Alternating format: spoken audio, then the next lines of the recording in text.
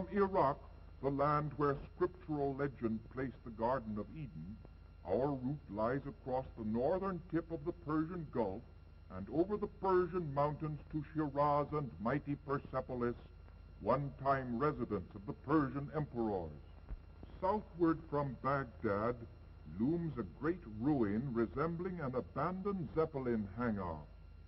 It is the famous Arch of Ctesiphon, dating from early Christian times, a marvelous example of human ingenuity which has puzzled engineers throughout the world. With its span of 84 feet and height of over 100, it has weathered the storms of nearly 2,000 years.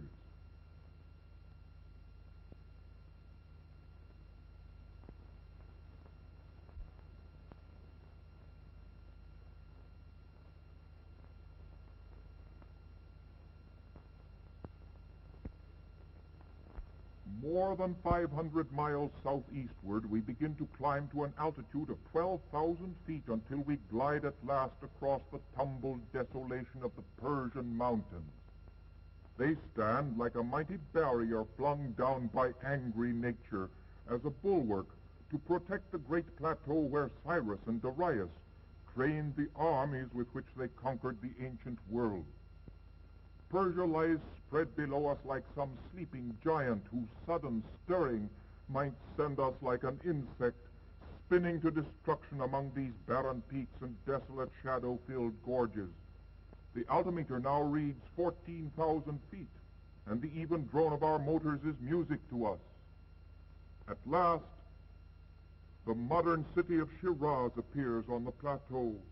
One can barely discern formal gardens with quiet pools and tall cypresses. It reminds one of delicate Persian miniatures and of Omar Khayyam. At Persepolis, a silver speck appears between the columns of the audience hall where Persian emperors used to sit in royal state. Overhead, our plane sweeps past this capital of the fourth and last ancient Oriental empire. What would Darius the Great have said at such a sight? For us, at a height of 1,000 feet, the great terrace presents a grand array of palaces and halls of state. The Oriental Institute's Persian expedition has restored as its headquarters that large building in the upper background, which was the harem palace of Darius and Xerxes. Alexander the Great, who in 331 B.C. conquered Persia and burned Persepolis, would have marveled at the sight of our plane coming in over the very ground upon which his Macedonian veterans must have camped more than 2,200 years ago. The tremendous scale on which this Versailles of the ancient world was planned and built was in keeping with the vision of its builders as they dreamed of greater empires. Some of the blocks in this 50-foot terrace wall weigh over 40 tons and are taller than the native Persian on his donkey jogging along a road that emperors traveled. From this imposing stronghold, those same emperors watched their troops proudly passing in review upon the plain beneath. Persia's subject nations never supposed these mighty walls would long outlive the greatest empire the ancient world had yet beheld.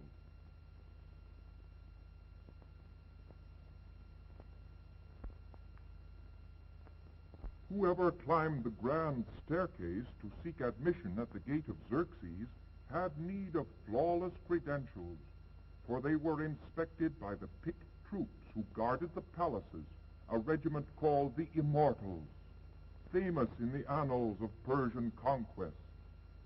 The columns are all that remains of their guard room, which was attached to the gate. The road running north from the Persian Gulf comes straight as an arrow toward Persepolis, across the plain, over a mile above sea level. Those far-off mountains rise almost as high again. Imagine this terrace when the halls and palaces were in their glory.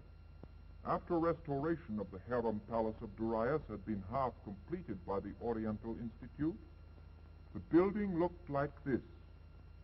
The windows and doors of all Persepolis buildings were of stone, but the main body of the walls was of massive adobe.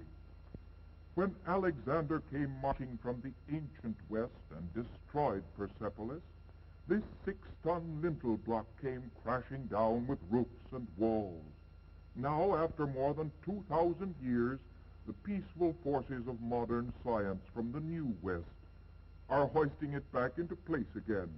The energetic gentlemen of the chorus who are pulling at the ropes in Gilbert and Sullivan style have only the vaguest idea of what is going on, but they get regular pay for it, so they haul away with such goodwill as Allah has given them. Gradually the block is brought to the right level and at last settles almost into its appointed place. A jimmy will do the rest. A season's work has effected a great change in this building. The adobe walls have been rebuilt, wooden columns like those in the original structure have been re-erected in the entrance courts, and the whole place has been roofed over. 2,400 years ago, when Darius the Great provided this palace for his charming favorites, his carpenters used the same type of saw which these workmen are employing today.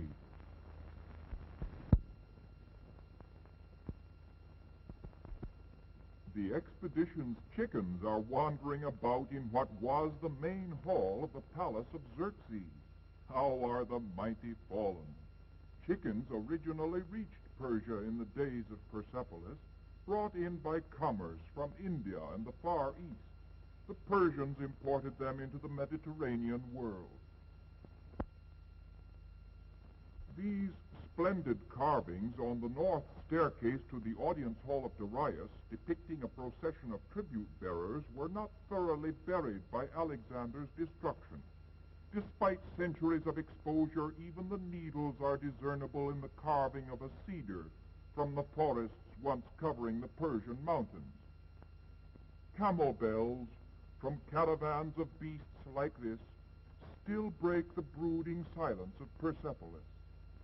Similar sculptures were almost certain to be found beneath the grassy mounds overlying most of the terrace, but no one dreamed of the regal splendors which their excavation would reveal to the world. For more than 22 centuries, the capital of the Persian Empire lay neglected. Then in 1931, the Oriental Institute received the concession to excavate and restore Persepolis. After restoring the harem palace, the expedition began excavating the royal audience hall of Darius the Great. A great trench was dug in the area between the cluster of columns and the ruins just below us, where there was suspected to be another staircase. The excavation of this trench has settled a question debated for centuries, namely whether Alexander burned Persepolis. These cars are carrying away debris beneath which was found a thick layer of ashes and charcoal immediately over the ruins.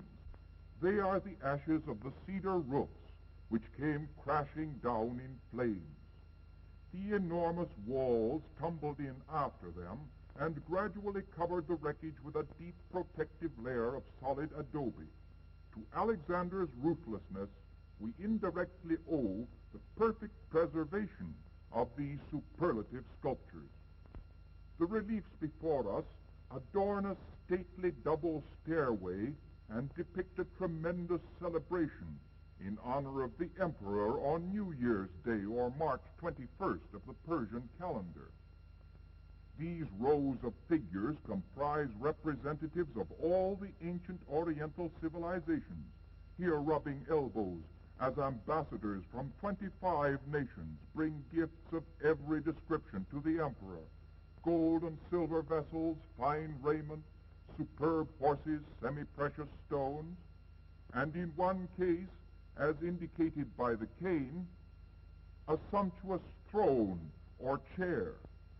These foreign tribute-bearers, palace guards, charioteers, Persians, Medians, and Susians, and countless others, compose a magnificent array in which the detail of the carving often equals the delicacy of a cameo. At the far end of the great trench, the excavations have just laid bare an often repeated scene of a lion attacking a bull. The ferocity of the lion and the terror of the victim are superbly portrayed. But in this profile view of the bull, the ancient artist showed only one horn because the nearer one hid the farther one. Later peoples failed to understand this, and thus began the legend of the lion and the unicorn. The architectural layout of Persepolis was carefully planned with practical and artistic foresight. This large stairway, cut into the bedrock, led to several miles of tunnels, forming an immense subterranean drainage system, the excavation of which has proved that the ancient engineers and architects knew in advance where and how each building was to stand. The workers with their clumsy footwear go galumphing up and down, carrying out the earth which through the ages has largely filled the dark tunnels below. Out in the plain only 2 miles away, the expedition has found a Stone Age village, from which the Persepolis terrace is clearly visible in the distance. Little villages like this were inhabited by the predecessors of the Persian emperors, 3,500 years before Persepolis was built. The genius of these emperors did not develop in 1 or 2 generations, but required centuries of ripening. When Darius the Great was in his glory, this settlement had long since become an unnoticed mound. So it remained until the Oriental Institute undertook its excavation. We shall probably never know what befell the inhabitants when they abandoned the village about 6,000 years ago. The circular bake oven or kiln in the foreground might have been built only yesterday. These household utensils of baked clay were found lying about just as they were left, some of them even containing meat bones and other evidences of the last meal. So far as we know, these clay vessels are among the earliest painted pottery ever discovered. They reveal a remarkable sense of design, almost equaling that of our own American Indians 5,000 years later. It is a marvelous development, this transformation of simple Stone Age villagers into empire builders. What inner forces spurred them upward to such pinnacles of power? Why should their paths of glory have led but to the grave? The awe-inspiring tombs of the Persian emperors, carved in the face of a neighboring mountain, were robbed ages ago and now resound with empty echoes. This square masonry tower, according to local legend never confirmed, is the tomb of Zoroaster. The other tombs in this royal cemetery are carved out of the mountain itself, and all have been identified. Next is the tomb of Darius II. The sculptures beneath it date from a much later time. Farther to the right is the tomb of Artaxerxes I. The tremendous carving of a mighty horse and rider dates from Roman times and depicts the Persian king Shapur I triumphing over the Roman emperor Valerian. Darius the Great was the first to carve his tomb among these cliffs. It was his imperial vision that founded Persepolis and made the power of Persia a tradition for all time. How trivial seem the modern human figures as they clamber up the face of his tomb. High overhead is sculptured a scene of royal worship.